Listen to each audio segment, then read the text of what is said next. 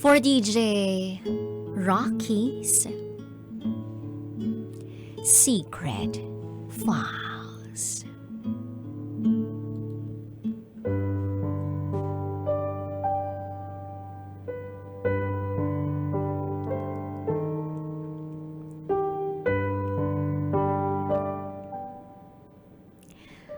Hanggang ngayon, single pa rin ako. Dahil hindi ko pa rin alam kung paano ako kikilala ng bago.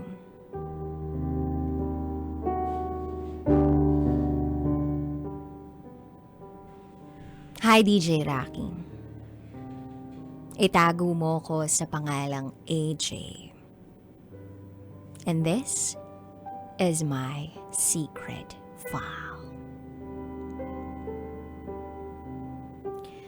Back in 2019, masaya ako. Nangangarap na mag-asawa. At syempre, ang aasawahin ko yung taong mahal ko. 4 years na dapat kami sana dapat sana'y mapapangasawa ko.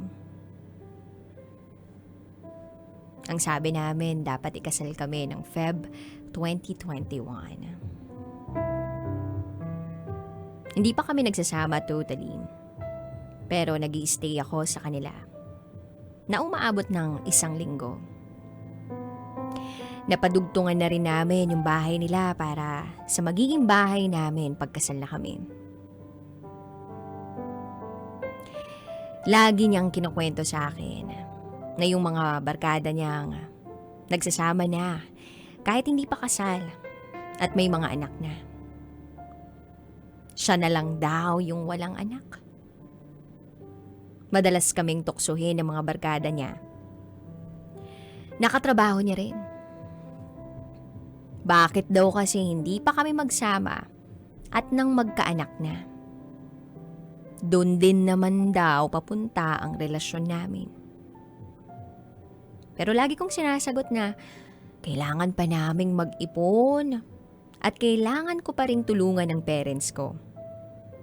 Kaya sa ngayon, ayoko pa munang magkaanak. Madalas niya akong pinipilit na magsama na kami.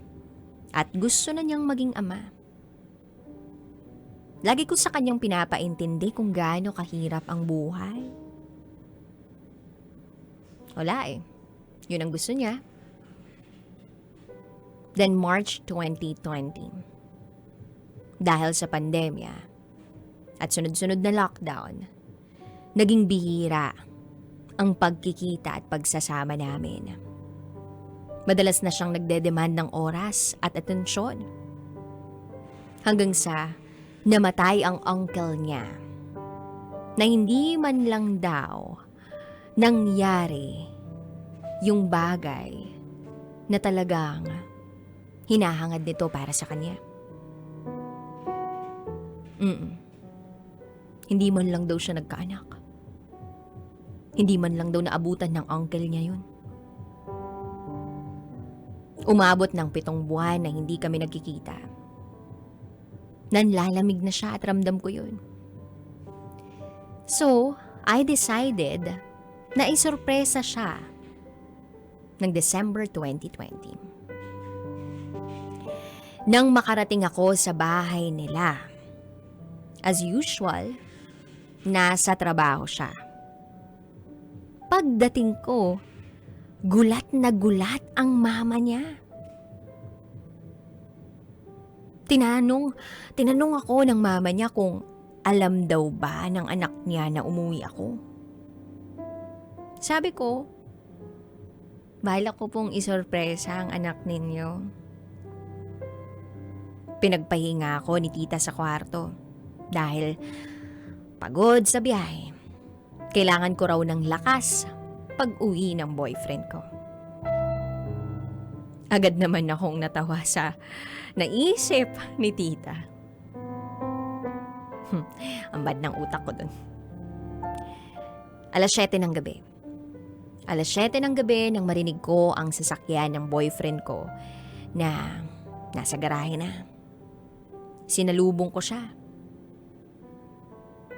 Nang magtama ang aming mga mata, nagulat siya.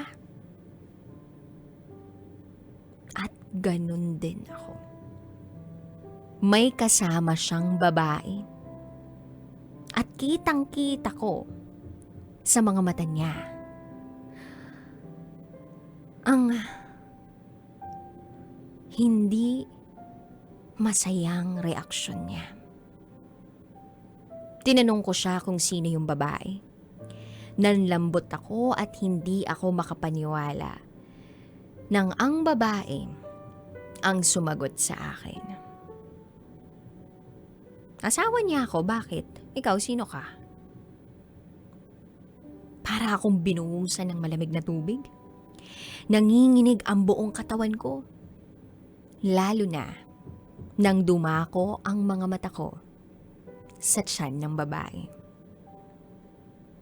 Buntis ang babae.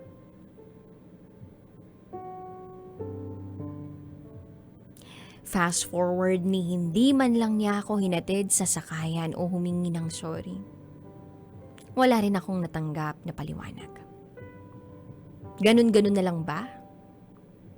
Paano naman ako? Paano kami? Paano yung 4 na taon namin? Saan ako magsisimula uli? Paano ako magsisimula uli?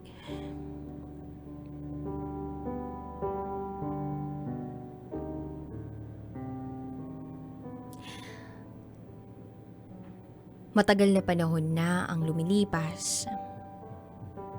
Pero hanggang ngayon, wala pa rin akong paliwanag na natatanggap mula sa kanya. I deserve an explanation. Kahit na matagal na yung nangyari. Hanggang ngayon, single pa rin ako. Kasi hindi ko pa rin alam kung paano ako kakikilala ng bago. Nakakatroma. Sila masaya bilang pamilya. Pangarap namin yun eh. Ako dapat yun. Kami dapat yun. Tapos ako hanggang ngayon, hindi pa maka-move forward. Ano bang gagawin ko? Tulungan mo ako. Tulungan niyo ako. Hanggang dito na lang po. Muli, ako si AJ at ito ang aking secret file.